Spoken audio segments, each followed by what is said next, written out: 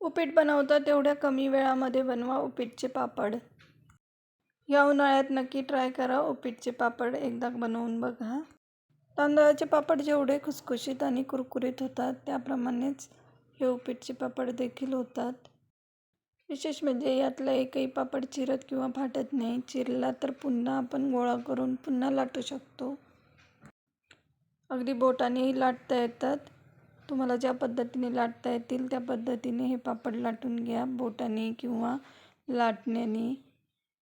आणि 2 तासातूनच एकदम झटपट सुकतात.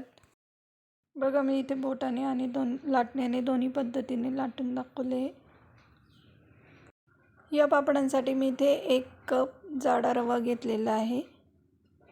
तो मिक्सरमध्ये बारीक करून घेऊ. 1 कप रवा म्हणजे जवळजवळ 250 ग्रॅम रवा घेतलेला आहे. 1 कप रव्यासाठी 2 कप पाणी गरम करायला ठेवा. त्यात पाऊण चमचा मीठ, अर्धा चमचा चिली फ्लेक्स, बारीक चिरलेली कोथिंबीर, पाऊण चमचा पापड खार, 1 चमचा तीळ आणि पाव चमचा सोडा घाला. पाण्याला उकळी आल्यानंतर रवा घालून मिक्स करून घ्या. त्यानंतर पुन्हा अर्धा कप पाणी घालून झाकण ठेवून 5 ते 10 मिनिटं चांगली वाफ येऊ द्या. 5 मिनिटानंतर रवा अगदी मऊ शिजेल.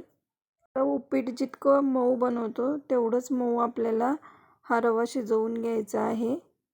सपोज त्यामध्ये गाठी जरी झाल्या तरी त्या चमच्याने एकदम व्यवस्थित निघून जातात किंवा हाताने मळतानाही आपल्याला त्या गाठी काढून काढून मळून घ्यायचं आहे.